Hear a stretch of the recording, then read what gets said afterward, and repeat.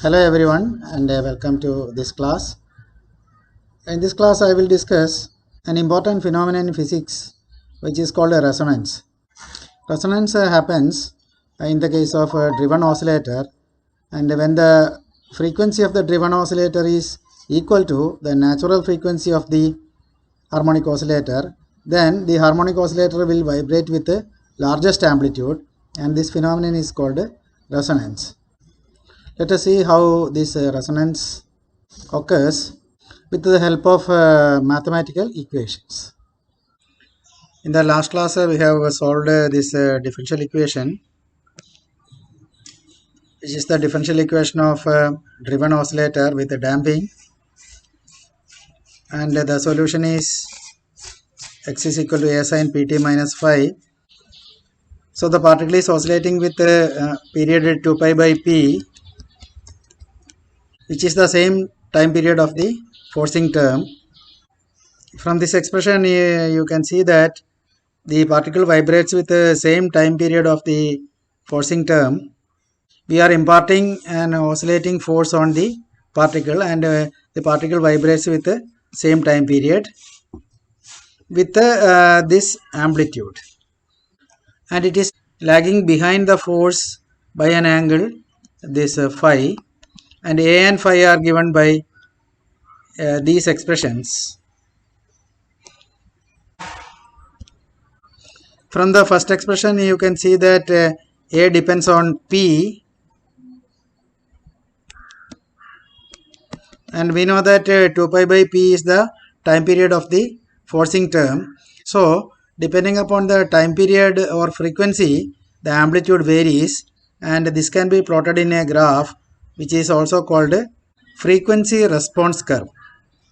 Here we are plotting p on the x-axis and amplitude on the y-axis. From this expression you can see that when p is equal to 0, the value of a is f0 by omega 0 square, that is written here, and this curve is plotted for different values of damping constant. For very small damping, for small gamma, this is the curve, and when gamma becomes larger and larger, the amplitude is becoming smaller and smaller, and you can see that at a particular value omega 0, the amplitude is the largest. Mathematically it can be shown that this amplitude is maximum for a particular value of p given by this formula: p is equal to omega 0 square minus 2 gamma square. And if gamma is very much less than omega 0, gamma very much less than omega 0, we can discard this term, and then in that case p becomes omega 0. So maximum amplitude occurs for small values of omega when p is equal to omega 0, or we can say that when forcing frequency is equal to natural frequency of the simple harmonic motion, then the particle vibrates with maximum amplitude. You can see it here. This is the maximum amplitude occurring at omega 0, and when gamma becomes larger and larger, the maximum occurs at a frequency less than omega 0, because we are actually taking square root of omega 0 square minus this quantity. So for higher values of gamma, you can see that the value of frequency at which maximum occurs is shifting towards lesser values of omega 0. Here I have given a problem to you. In this problem you have to show mathematically that when p is equal to root of omega 0 square minus 2 gamma square, the amplitude becomes a maximum. That is actually a maxima minima problem in mathematics. When amplitude becomes maximum, the denominator becomes a minimum. This is the denominator, and you can show that this denominator becomes a minimum at that value of p. And how will you find the minimum? You can find the minimum by taking the derivative with respect to p and equating it to 0. That is, you can take the d by dp of denominator, that is d by dp of omega 0 square minus p square whole square plus 4 gamma square p square. You can take the derivative and put it equal to 0. Then you will get a condition for maxima or minima, and you can show that for the value of p, which is given by omega 0 square minus 2 gamma square, this condition is satisfied. So the phenomenon of resonance occurs when this forcing frequency becomes the natural frequency of the harmonic oscillator, and when forcing frequency becomes equal to the natural frequency of the oscillator, then the oscillator vibrates with the maximum amplitude. This phenomenon is called resonance. You might have already seen some experiments showing resonance.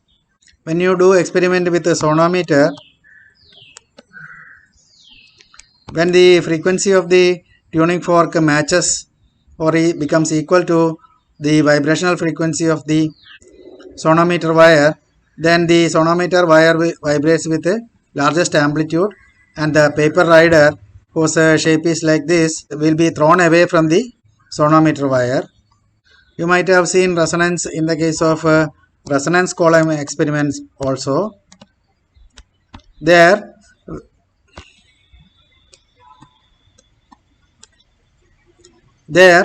you will have an air column, and a tuning fork is kept near the air column, and when the natural frequency of vibration of air column is equal to the frequency of the tuning fork, then you will get a large sound. That means resonance occurs in this case also. And there are so many other examples of resonance. You might have heard that when soldiers march on the road, they do not do it on a bridge, because if they march on a bridge, then the natural frequency of the bridge can coincide with the frequency of marching of the soldiers. In that case, a bridge may vibrate with largest amplitude. And according to an old story, a bridge in England broke down when soldiers marched on the bridge. I don't know whether the story is true or not, but it is given in some textbooks also. So what is resonance? When forcing frequency is equal to natural frequency, the system vibrates with the largest amplitude, and that phenomenon is called resonance.